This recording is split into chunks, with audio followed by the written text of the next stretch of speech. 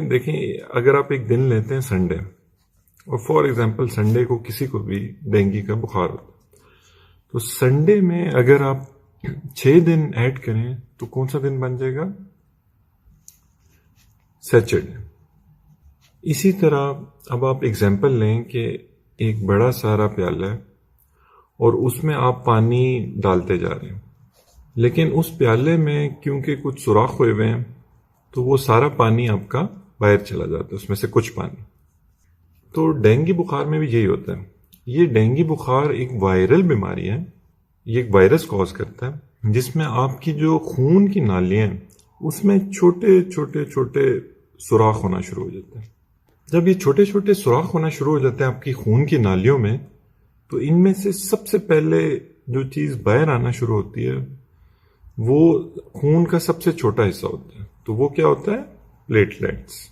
तो क्योंकि प्लेटलेट्स बाहर आना शुरू हो जाते हैं इसलिए प्लेटलेट्स आपके कम होना शुरू हो जाएंगे। फॉर एग्जांपल, अगर आपके पहले दिन आपके 170 प्लेटलेट्स हैं, तो दूसरे दिन जब डेंगू बुखार आपको होना शुरू होगा तो दूसरे दिन हो सकता है आपके 150 रह जाए, तीसरे दिन हो सकता है आपके 100 रह जाए, उसके बाद चौथे दिन 75 रह जाए, उसके बाद पांचवें दिन 50 रह जाए। लेकिन जब छठा दिन आएगा तो ये आपके प्लेटलेट्स छठे दिन के बाद, डेंगू क्योंकि वायरल डिजीज है तो ये सेल्फ लिमिटिंग है। ये सेल्फ लिमिटिंग का मतलब होता है खुद ब खुद ठीक होना शुरू हो जाता है। तो छठे दिन के बाद दोबारा आपके प्लेटलेट्स बढ़ना शुरू हो जाता है। लेकिन क्योंकि लोग इस दौरान कोई पत्ते खा रहा होता है, कोई कुछ खा रहा होता है, टोटके कर रहे होते हैं, तो उनको ये लगता है कि शायद ये पत्ते खाने से या इन टोटकों से ये प्लेटलेट्स बढ़ रहे हैं, जबकि ऐसी बात नहीं है। डेंगू के बुखार होने के छठे दिन वो खुद ब खुद बेहतरी की तरफ पेशेंट माइल होना शुरू हो जाता है। अच्छा, अब देखिए, अगर खून की नाली में सुराख हो रहे हैं छोटे छोटे, और सबसे खून का छोटा कुलिया जो सा था प्लेटलेट्स, वो तो बाहर आ गया, साथ क्या चीज बाहर आना शुरू हो जाएगी? साथ आपकी बाहर आना शुरू हो जाएगी वाटर या पानी।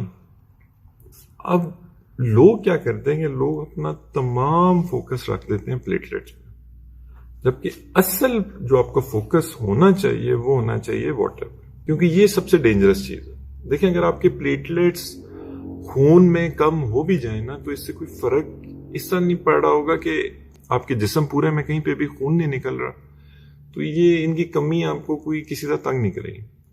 लेकिन अगर आपका पानी, क्योंकि वो जब बाहर आना शुरू होगा और आप डिहाइड्रेशन में चले जाएंगे, तो अब क्या होगा कि आपके पूरे जिस्म में छोटे छोटे अल्सर्स बनना शुरू हो जाएंगे, और अब क्योंकि वो अल्सर्स बनेंगे तो तब प्लेटलेट्स कम होने की वजह से बहुत ज्यादा ब्लीडिंग होगी। अब इसके बाद जो अगला चीज जो हमें समझनी चाहिए इसमें, वो ये है कि देखिए, अगर एक खून की नाली है और उसमें से प्लेटलेट्स बाहर आ रहे हैं और पानी बाहर आ रहा है, तो इसको हम किस तरह मॉनिटर करेंगे? प्लेटलेट्स का तो आपको पता है कि आप सिंपल उसमें ब्लड सीपी करा लेंगे, लेकिन जो आपका पानी बाहर आ रहा है इसको आप किस तरह मॉनिटर करेंगे? इसमें सबसे पहले आप उसका ब्लड प्रेशर देखते रहेंगे पेशेंट का, कि वो तो नहीं, उसमें तो नहीं फ्लक्चुएशंस आ रही, वो एक स्टेट ऑफ शॉक में तो नहीं जा रहा। फिर आप साइंस ऑफ डिहाइड्रेशन देखेंगे पेशेंट पे, कि पेशेंट किसी तरह भी साइंस ऑफ डिहाइड्रेशन में तो नहीं जा रहा। इसमें one of the biggest science is urination, कि अगर पेशेंट पेशाब करता रह रहा है तो तब इसका मतलब है कि पेशेंट की बॉडी ठीक है, वो अभी तक उस तरह डिहाइड्रेट नहीं हुई। डेंजर साइन तब होगा कि अगर उसकी यूरिनेशन उसको आना बंद हो जाए, या उसका कलर जो सा है वो बहुत डार्क हो जाए, और ख़ास तौर पे अगर वो बंद हो जाए तो ये एक बहुत बड़ा डेंजर साइन होगा। फिर हम पल्स प्रेशर को भी देखते हैं, ये भी अगर डिहाइड्रेशन में पेशेंट जा रहा होगा तो ये भी उसकी ख़राब होना शुरू हो जाएगी। साथ साथ हम वाटर को, कि वो जो बाहर एस्केप कर रही है उसको देखने के लिए कि वो किन किन कंपार्टमेंट्स में जा रही है, तो हम अल्ट्रासाउंड भी उस पेशेंट के कराते जाएंगे। अब डेंगू का एक ही टेस्ट है जो डेंगू स्पेसिफिक टेस्ट है, DS1 जिसे आप कहते हैं, ये अब पहले दिन से डेंगू के पॉजिटिव हो जाता है, और यही सबसे यूजफुल टेस्ट है, क्योंकि बाकी तमाम टेस्ट डेंगू होने के कुछ अर्से बाद पॉजिटिव होते हैं। अब आपने करना क्या है? देखिए, अब आपने घबराना इसमें इस तरह नहीं है कि आप सिंपली आप फोकस करेंगे आप पेशेंट को किस तरह मैक्सिमम रिहाइड्रेट कर सकते हैं, और किस तरह आप उसको डिहाइड्रेट होने से बचा सकते हैं। ये आपका सबसे इंपॉर्टेंट पॉइंट है, क्योंकि अगर आप उसको डिहाइड्रेट नहीं होने देंगे तो उसको अल्सर नहीं बनेंगे, अल्सर नहीं बनेंगे तो उसके ब्लीडिंग पॉइंट्स नहीं होना शुरू हो जाएंगे, और अगर उसकी ब्लीडिंग नहीं शुरू हो जाएगी पूरे बॉडी में, तब ये जो प्लेटलेट्स कम हो भी रहे हैं इससे कुछ मसला नहीं होगा। तो ये एक बिल्कुल बेसिक कॉन्सेप्ट है कि डेंगू क्यों होता है और क्यों। और फिर आप ये भी देखें कि ये छठे दिन आपके डेंगू बुखार खुद ब खुद, जब आपको हुआ उसके छठे दिन ये खुद ब खुद ये बेहतरी की तरफ पेशेंट आपका होना शुरू हो जाएगा।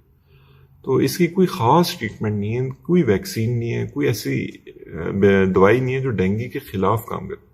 हमने बस सिर्फ पेशेंट का जो वाटर लेवल है, जो उसकी हाइड्रेशन लेवल है, उसको मॉनिटर करते रहना है कि वो उसका कंप्लीटली ठीक रहे। अगर आपको ये वीडियो अच्छी लगी है तो इसको प्लीज़ शेयर ज़रूर कीजिएगा, ताकि आजकल डेंगू बहुत ज़्यादा फैला हुआ है, लोगों को पता हो कि ये डेंगू होता क्यों है, और ये कि इसमें एक बहुत ज़्यादा खौफ और हरास की हवा भी है। तो वो भी लोगों को जब आइडिया होगा कि होता क्यों है, तो वो इसको अच्छी तरह एक मैनेज कर सकते हैं इस पेशेंट को। बाकी आपने ये अपने जहन में रखना है कि अगर डेंगू